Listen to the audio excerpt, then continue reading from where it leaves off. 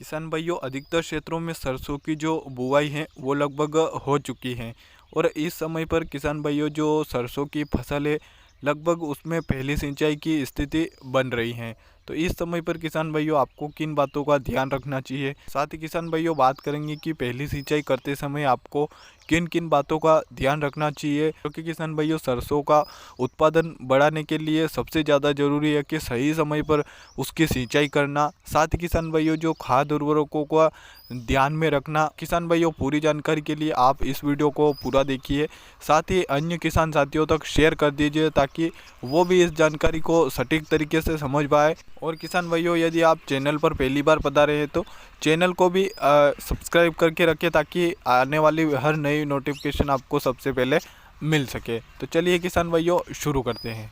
तो किसान भाइयों सबसे पहले यह जानना जरूरी होता है कि किसान भाइयों यदि आपने सरसों की जो बुआई है वो किस प्रकार की मिट्टी में की है, तो आपको पहली सिंचाई के समय किन किन बातों का ध्यान रखना बहुत ज़्यादा ज़रूरी है। और वैसे तो किसान भाइयों जो सरसों की पहली सिंचाई है वो अधिकतर क्षेत्रों में 25 दिन के आसपास या फिर 30 दिन के आसपास, और कुछ ही क्षेत्रों में जो सरसों की जो पहली सिंचाई है वो लगभग 40 से 45 दिनों के आसपास की जाती है। लेकिन किसान भाइयों सरसों की जो पहली सिंचाई है वो इस बात पर निर्भर करती है कि आपकी मिट्टी कौन सी है। यदि किसान भाइयों आपकी जो मिट्टी में नमी बहुत जल्दी ख़त्म होने वाली है, जल्दी सिंचाई करने की ज़रूरत होती है। और साथ ही किसान भाइयों यदि लंबे समय तक नमी बनी रहती है तो उसमें आप कुछ दिनों तक सिंचाई को भी रोक सकते हैं। तो किसान भाइयों पहली सिंचाई आप उस समय पर कर सकते हैं कि जिस समय जो खेत में दरारें आ जाए, या फिर जो आपको देखना है कि खेत की जो नमी है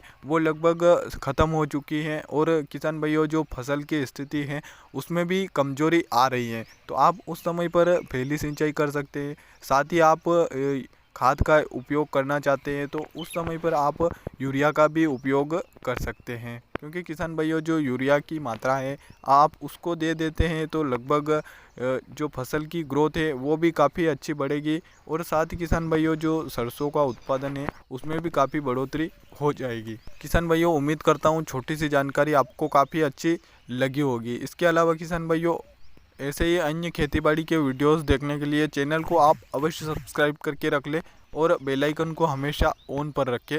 धन्यवाद।